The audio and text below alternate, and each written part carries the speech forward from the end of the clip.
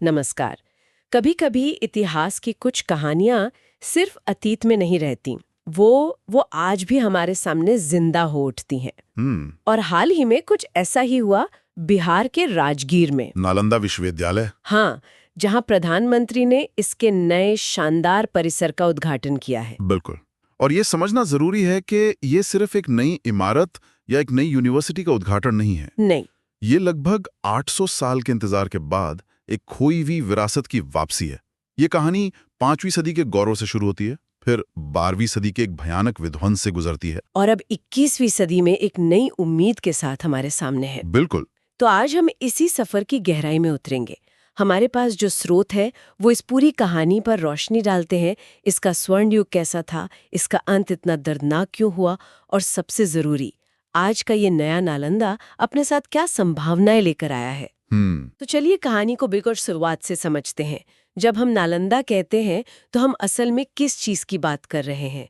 इसकी नींव कैसे और किस सोच के साथ रखी गई थी? इसकी शुरुआत होती है 427 ईस्वी में गुप्त वंश के सम्राट कुमार गुप्त प्रथम के साथ। लेकिन ये समझना जरूरी है कि ये कोई छोटी मोटी संस्था नहीं थी। अच्छा। ये उस दौर का, आप कह सकते हैं, सबसे बड़ा और महत्वाकांक्षी अकादमिक प्रोजेक्ट था। लगभग 800 सालों तक, 5वीं से 12वीं शताब्दी तक, ये ज्ञान का एक ऐसा केंद्र बना रहा जिसकी कोई बराबरी नहीं थी। 800 साल, ये तो हाँ, बहुत लंबा समय है। बहुत लंबा। और इसे लगातार संरक्षण मिला। गुप्त शासकों के बाद कन्नौज के राजा हर्षवर्धन और फिर बंगाल के पाल वंश के राजाओं का भी। आपने वैश्विक केंद्र कहा। आज के जमाने में ये शब्द बहुत आम है, लेकिन 5वीं सदी के भारत में इसका क्या मतलब था? मतलब दुनिया भर से लोग यहाँ आते थे? हाँ, और यही बात इसे असाधारण बनाती है। उस जमाने में जब यात्रा करना इतना मुश्किल था और खतरनाक भी। हाँ बिल्कुल, तब भी चीन, मंगोलिया, तिब्बत, कोरिया, यहाँ तक कि मध्य एशिया से विद्वान हजारों मील का सफर करके यहाँ ज्ञान पाने आते थे। तो ऐसी क्या चीज थी जो उन्हें खींच लाती थी? सिर्फ बौद्ध दर्शन? नहीं, यही तो इसकी खासियत थी। ये सिर्फ बौद्ध दर्शन तक सीमित नहीं था। जैसा हमारे स्रोत बताते हैं, नालंदा उस समय तर्कशास्त्र यानी लॉजिक एंड डिबेट का दुनिया में सबसे बड़ा केंद्र था। अच्छा। धर्मकीर्ति जैसे विद्वानों ने यहाँ तर्क के ऐसे सिद्धांत दिए जिन्हें आज भी पढ़ाया जाता है। और सिर्फ दर्शन नहीं, खगोल विज्ञान, चिकित्सा जैसे व्यावहारिक विज्ञानों का भी ये गण था। तभी तो महान गणितज्ञ और खगोल शास्त्री आर्यभट्ट का नाम भी इससे जुड़ता है। बिल्कुल, आर्यभट्ट का यहाँ से जुड़ना कोई संयोग नहीं था। ये एक तरह का मल्टी डिसिप्लिनरी यूनिवर्सिटी था, जहाँ हर तरह के ज्ञान पर खुली और मैं कहूँगा तीखी बहस होती थी। और इसी माहौल ने इसे एक चुंबक बना दिया होगा। बिल्कुल। हमारे पास 7वीं सदी के चीनी यात्री इत्सिंग का जिक्र है, जो बताते हैं कि यहाँ 2000 से ज्यादा छात्र रहते थे। 2000? और इसका पैमाना देखिए, इसका खर्च 200 गांव से मिलने वाले राजस्व से चलता था। 200 गांवों का राजस्व, ये सिर्फ एक बड़ी रकम नहीं है। ये तो ये दिखाता है कि समाज और शासन दोनों के लिए शिक्षा कितनी बड़ी प्राथमिकता थी। आपने इसे बिल्कुल सही संदर्भ में रखा है। ये एक तरह से 800 साल तक चलने वाला एक विशाल एंडोमेंट फंड था, जो समुदाय से ही पोषित था। और इसका असर भी दिखता होगा। बहुत गहरा। इंडोनेशिया के शैलेंद्र राजवंश ने तो यहाँ एक पूरा मठ बनवाया था। ये दक्षिण पूर्व एशिया से इसके गहरे रिश्ते दिखाता है। और ह्वेनसांग का जिक्र तो सबसे ज्यादा होता है। हाँ, ह्वेनसांग 7वीं सदी में आए, 5 साल तक यहाँ अध्ययन किया और वो अपने साथ 600 से ज्यादा संस्कृत ग्रंथ चीन ले गए। मतलब नालंदा ज्ञान का सिर्फ आयातक नहीं, बल्कि एक बहुत बड़ा निर्यातक भी था। ये एक अविश्वसनीय तस्वीर है। ध्यान का एक ऐसा केंद्र जो 800 साल तक फलता फूलता रहा। लेकिन इतिहास हमें ये भी सिखाता है कि जो चीजें जितनी महान होती हैं, उतनी ही नाजुक भी। इस पर मुश्किलें भी जरूर आई होंगी। हाँ, और ये इसकी कहानी का एक और दिलचस्प पहलू है, इसकी जबरदस्त रेजिलियंस। मतलब हर बार गिरकर उठ खड़े होने की क्षमता। अच्छा। स्रोतों के अनुसार पहला बड़ा हमला 5वीं शताब्दी के मध्य में हुआ, मध्य एशियाई हूणों ने किया था। तब सम्राट स्कंदगुप्त ने न सिर्फ उन्हें खदेड़ा, बल्कि विश्वविद्यालय और खासकर इसकी लाइब्रेरी को पहले से भी ज्यादा भव्य रूप में फिर से बनवाया। तो एक बार तो इसे फिर से खड़ा कर दिया गया, ये अपने आप में कमाल है। लेकिन जैसा कि स्रोतों में दिखता है, इस पर मुश्किलें बार बार आती रहीं। बिल्कुल। फिर 7वीं शताब्दी में बंगाल के गौड़ राजा ने हमला किया, काफी नुकसान पहुंचाया, लेकिन उसके तुरंत बाद राजा हर्षवर्धन ने इसे फिर से बहाल कर दिया। तो ये एक चक्र था, आक्रमण और पुनरुद्धार का। हाँ, एक चक्र। ये दिखाता है कि नालंदा सिर्फ एक इमारत नहीं था, बल्कि एक विचार था, एक प्रतीक, जिसे उस समय के शासक किसी भी कीमत पर जिंदा रखना चाहते थे। पर फिर 1193 में एक ऐसा हमला हुआ जिसने इस चक्र को हमेशा के लिए तोड़ दिया। हाँ, बख्तियार खिलजी का आक्रमण, ये नालंदा की कहानी का सबसे काला अध्याय है। वो एक युग का अंत था। तुर्क शासक कुतुबुद्दीन ऐबक के सेनापति बख्तियार खिलजी की सेना ने पूरे विश्वविद्यालय को तहस-नहस कर दिया। लेकिन सबसे बड़ी त्रासदी थी उसकी महान लाइब्रेरी धर्मगंज को आग लगाना। ओ, कहते हैं कि उसमें इतनी पांडुलिपियां थीं, इतनी कि वो महीनों तक जलती रही। महीनों तक? ये तो कल्पना करना भी मुश्किल है। हाँ, महीनों तक। जब हम कहते हैं ना कि लाइब्रेरी जल गई, तो ये सुनने में एक घटना लगती है, लेकिन इसके पीछे का जो नुकसान है वो शायद हम आज पूरी तरह समझ भी नहीं सकते। नहीं समझ सकते। ये सिर्फ किताबों का जलना नहीं था। आप कल्पना कीजिए, शायद वहां तर्कशास्त्र या चिकित्सा की ऐसी शाखाएं थीं जो इस आग के साथ हमेशा के लिए मिट गईं। हो सकता है आर्यभट्ट के बाद खगोल विज्ञान पर हुआ काम हो जो हमें कभी नहीं मिला। ये हमारी बौद्धिक परंपरा में एक ब्लैक होल जैसा है। बिल्कुल सही शब्द है। एक खालीपन जिसका असर शायद हम आज भी अनजाने में महसूस करते हैं। सदियों का ज्ञान, बहसें, खोजें, सब कुछ राख हो गया।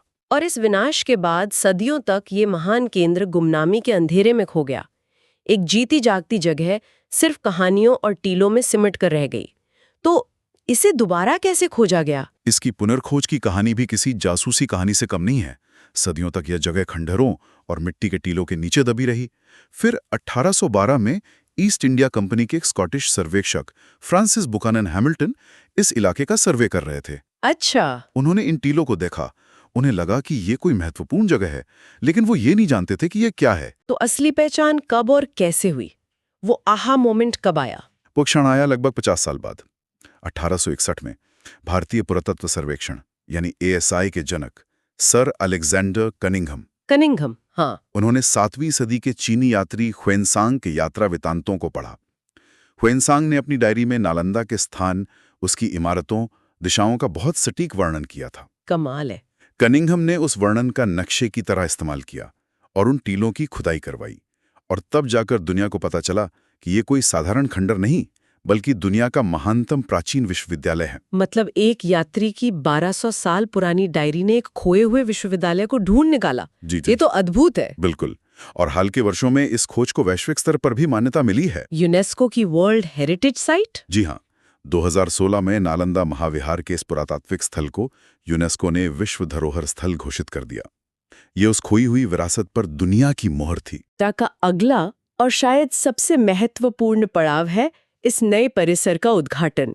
बिल्कुल, जो उन प्राचीन खंडरों से सिर्फ 12 किलोमीटर दूर बनाया गया है। तो चलिए अब आज के नालंदा पर आते हैं। हमने खंडहरों को खोज लिया, उन्हें सम्मान दिया, लेकिन उस विचार को, उस आत्मा को फिर से जिंदा करना एक बिल्कुल अलग और शायद ज्यादा बड़ी चुनौती है। बहुत बड़ी चुनौती है। तो ये नया नालंदा कैसा है?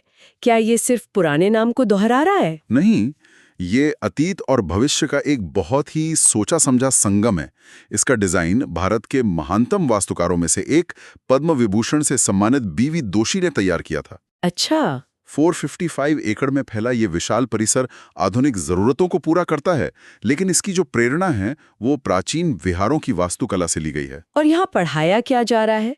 क्या विषय भी अतीत और भविष्य का संगम है? हाँ बिल्कुल, यहाँ बौद्ध अध्ययन, तुलनात्मक धर्म और ऐतिहासिक अध्ययन जैसे पारंपरिक विषय तो हैं ही, जो इसकी जड़ों को दर्शाते हैं। हाँ, लेकिन साथ ही पारिस्थितिकी और पर्यावरण अध्ययन, मतलब इकोलॉजी एंड एनवायरमेंटल स्टडीज, और अंतर्राष्ट्रीय संबंध जैसे समकालीन पाठ्यक्रम भी हैं। ये दिखाता है कि विश्वविद्यालय अपनी विरासत का सम्मान तो कर रहा है, पर आज की दुनिया की चुनौतियों को भी समझ रहा है। लेकिन जो बात मुझे सबसे ज्यादा दिलचस्प लगी वो है इसका नेट जीरो ग्रीन कैंपस होना। ये क्या है? इसका क्या मतलब है? ये इस प्रोजेक्ट का सबसे क्रांतिकारी पहलू है। नेट जीरो का मतलब है कि ये परिसर पर्यावरण पर कोई बोझ नहीं डालता, बल्कि उसके साथ पूरी तरह से सामंजस्य में है। ये आत्मनिर्भर है। आत्मनिर्भर कैसे? देखिए, ये अपनी जरूरत की सारी बिजली एक ऑन साइट सौर ऊर्जा संयंत्र से पैदा करता है। अच्छा। पानी की जरूरतों के लिए कैंपस के अंदर 100 एकड़ में तालाब और दूसरे जल निकाय बनाए गए हैं, और यहाँ तक कि जो अपशिष्ट जल और कचरा पैदा होता है उसे भी ट्रीट करने के लिए आधुनिक रिसाइकलिंग प्लांट हैं। मतलब ये सिर्फ इतिहास की बात नहीं कर रहा, ये पर्यावरण के लिहाज से भविष्य के लिए एक मॉडल भी बना रहा है। बिल्कुल। और इसके पीछे की जो फंडिंग है वो भी काफी दिलचस्प है। प्राचीन नालंदा को तो राजाओं और 200 गांवों से समर्थन मिलता था, लेकिन आज का नालंदा तो एक अंतर्राष्ट्रीय सहयोग की मिसाल है ना? बहुत बड़ी मिसाल। नालंदा का पुनरुद्धार सिर्फ भारत का प्रोजेक्ट नहीं है। ये भारत और 17 अन्य पूर्वी एशियाई देशों के समूह यानी ईस्ट एशिया समिट के बीच एक साझा मिशन है। इसमें कौन कौन से देश हैं? इसमें चीन, जापान, ऑस्ट्रेलिया, दक्षिण कोरिया और आसियान के सभी देश शामिल हैं। ये दिखाता है कि यह प्रोजेक्ट सिर्फ इतिहास को नहीं, आज की जियोपॉलिटिक्स को भी जोड़ता है। मतलब ये भारत की एक्ट ईस्ट पॉलिसी का एक प्रतीक है। एक जिंदा जागता प्रतीक, जहां हम ज्ञान और साझा विरासत के जरिए अपने पड़ोसियों से रिश्ते मजबूत कर रहे हैं।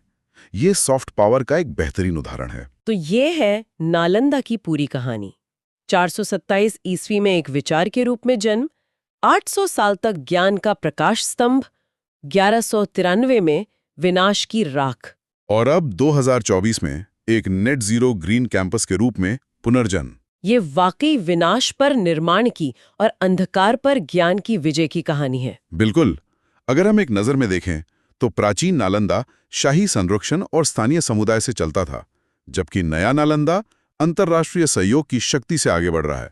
दोनों अपने अपने समय के मॉडल हैं। जैसा कि आपके एक स्रोत में कहा गया है, नालंदा केवल एक नाम नहीं है, ये एक पहचान है, एक सम्मान है। बिल्कुल। ये वाकई एक प्रेरणादायक कहानी है। लेकिन एक सवाल ये भी उठता है कि क्या हम कभी उस पुरानी विरासत को सच में पुनर्जीवित कर सकते हैं? आज का एकेडमिक माहौल, उद्देश्य, सब कुछ इतना अलग है। क्या ये नया नालंदा उस पुराने महान नाम की विशाल छाया से कभी बाहर निकल पाएगा? ये एक बहुत ही जायज सवाल है और इसका जवाब तो समय ही देगा। लेकिन इस पूरी चर्चा के बाद एक विचार मन में आता है जिस पर सोचना जरूरी है। नालंदा का यह सफल पुनरुद्धार भारत के अन्य प्राचीन ज्ञान केंद्रों जैसे तक्षशिला या विक्रमशिला की भूली बिसरी विरासतों के लिए क्या कोई रास्ता दिखा सकता है? मतलब क्या ये सिर्फ एक विश्वविद्यालय का पुनर्जन्म है, या ये भारत के सांस्कृतिक और बौद्धिक इतिहास में एक बड़े बदलाव की शुरुआत का संकेत है?